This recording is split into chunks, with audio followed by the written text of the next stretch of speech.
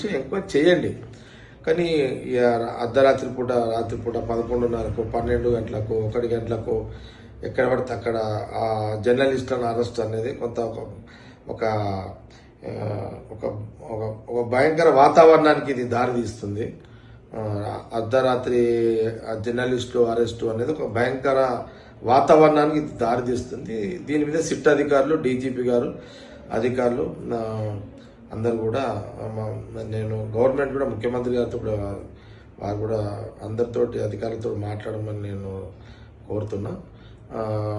సరే, sit committee ముఖ్యమంత్రి గారు సిట్టు కమిటీ వేయడానికి ఏంటంటే అసలు ఏం జరిగిందో ఏందో అని తెలుసుకోవడానికి వేసి ఉంటారేమో గవర్నమెంట్.